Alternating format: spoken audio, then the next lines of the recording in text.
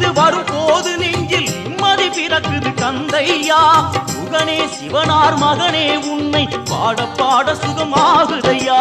வேல் முருகா அரோகரா அரோகரா வேல் முருகா.